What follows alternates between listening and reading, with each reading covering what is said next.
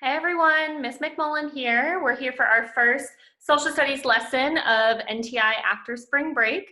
As you already know, before break we finished up our New Nation unit and we're getting started with our next one today, which is our Westward expansion unit. So my husband just went for a bike ride and I've got the baby down for a nap. So I'm all yours for the next 15 or so minutes. Yay. This is one of my favorite units. I love the American Revolution unit, and then after that, my next favorite one is Westward Expansion. So I'm a little sad that we don't get to do it in person, but I think that you guys will still get what you need to get out of it online. So we have our amazing United States government set up. We just learned all about that. We have our democracy, and so our next thing that we're going to be talking about is how our country became from sea to shining sea in westward expansion. So I'm going to share my screen with you guys, and I'm going to be going through a few slides. We're going to watch a few videos together, and then I'm going to talk to you about your work time today. So give me a second so I can share my screen with you. Okay, hopefully you should be able to see everything that I'm seeing right now. So obviously our next unit is westward expansion. So I'm gonna be going through a few slides with you. But before we get started with that, we're gonna watch a brain pop. And this is just gonna give you a little bit of background knowledge into where we're headed, where we're coming from, and what to expect in this next unit. So here we go. Dear Tim and Moby, what happened during westward expansion? From Remy. Well, Remy, during the first half of the 19th century, the United States grew at an amazing rate. In 1803, the government bought a huge amount of territory from France. It added Texas in 1845, and a year later signed a treaty with the British for control of the Pacific Northwest. The puzzle was almost complete by 1848, when the U.S. took control of the Southwest after the Mexican-American War. The population was booming too. There were just 5 million Americans in 1800, but by 1850, there were 23 million. Well, lots of people thought that the United States had a special mission to spread democracy and civilization across the continent. This idea was called Manifest Destiny, and it's reflected in some of the art from the period. Take a look. The goddess is supposed to represent American progress. She's bringing telegraph lines, railroads, and white settlers into the West, and shooing American Indians and buffalo out of the way. No, I'm afraid it wasn't necessarily nice. And it didn't happen overnight either. At first, most of the land was wilderness. That's why the original settlers were mostly trappers and mountain men. If you were tough enough to survive, you could make a good living trapping animals and selling their fur. These guys helped set up some of the first Western forts and trading posts. American Indians taught them safe routes across the deserts and over the mountains, and soon trails were mapped across the continent. Nope, the new areas didn't become states right away. At first, they were incorporated into territories. The territories had their own governments, but were basically controlled by the U.S. Congress. But as soon as enough settlers moved in, they could become states. To encourage this, many territorial governments offered an amazing deal.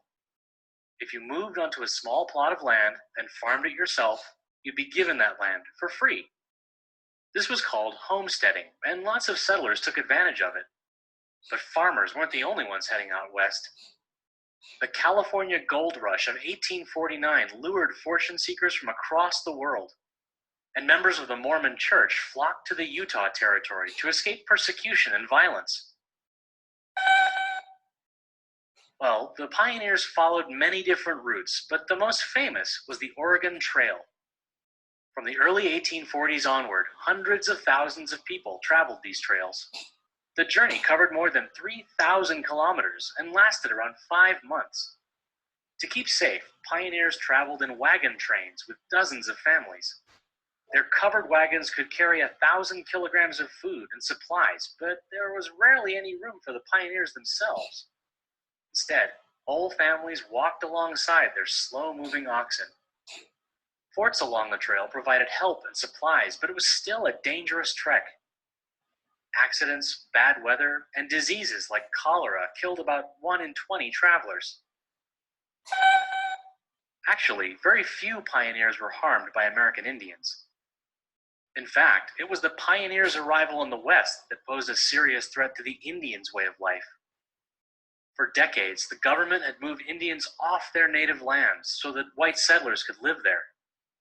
Some, like the Lakota Sioux chief Sitting Bull, tried to resist, but their efforts were always squashed by the US Army, which was bigger and stronger than any Indian fighting force. In the end, the Indians were forced to move to special areas called reservations.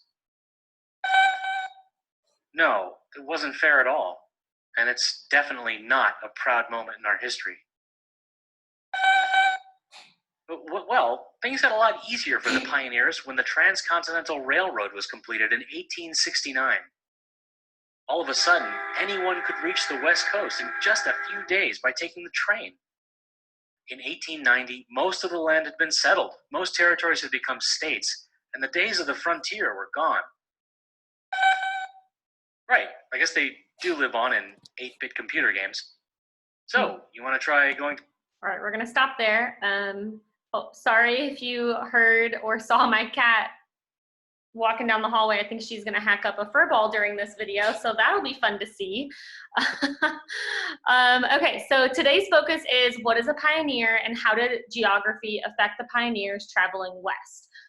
So in the video, you heard him talking about the Oregon Trail, and that's really going to be our focus today, especially the geography, what affected them, what stopped them, what helped them get west.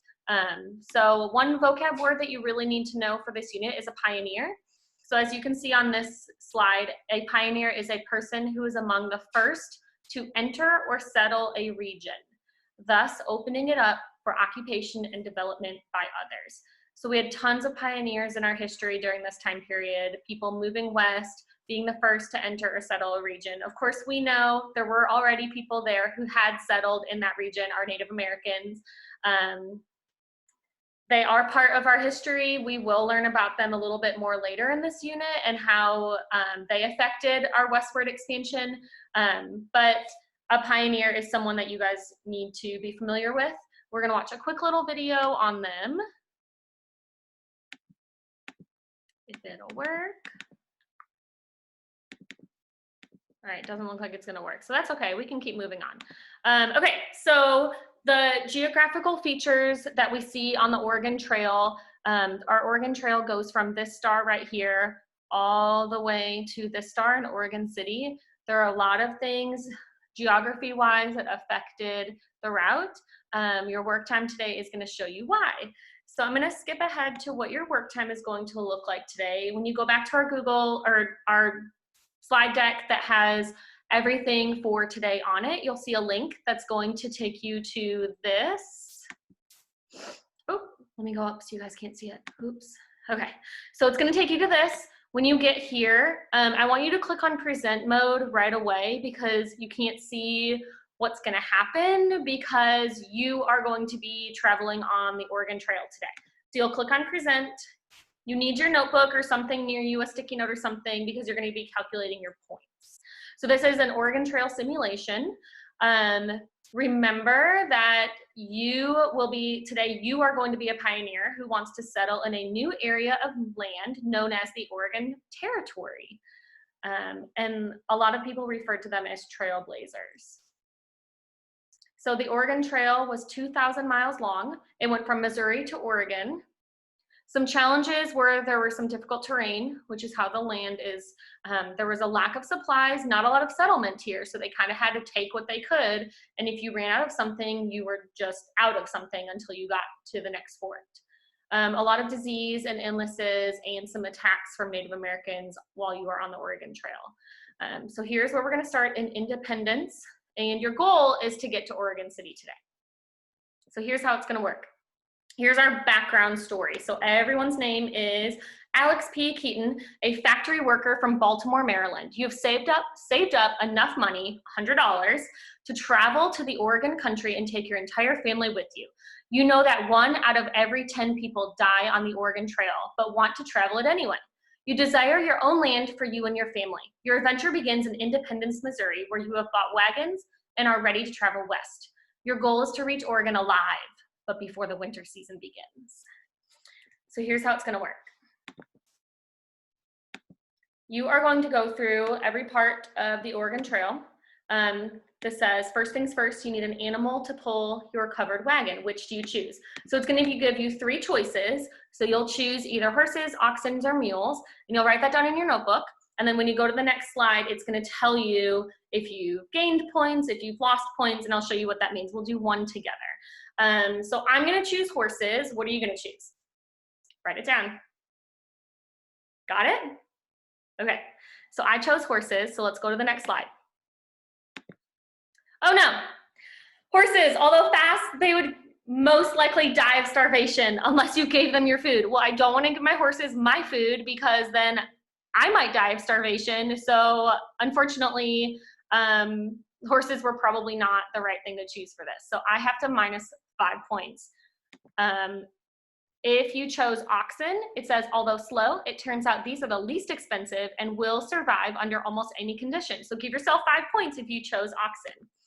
Mules, faster than oxen, which is good, but often stubborn, bad. You lose time trying to get them to move. And you get 3 points if you chose mules. So those of you who chose oxen, you're a winner right now. So then you're just gonna go through all of the different parts, and on each one you'll choose one of your 3, and then you'll see how many points you get. So after you do that, you'll go back to the slide deck, and then you are going to go to this reflection, which is a Google form, and I just want you to select which one of the geographical features did the pioneers face when traveling west, and then hit submit, and then you're done for today. Okay, so follow the links, and I'll see you later. Bye. Have fun.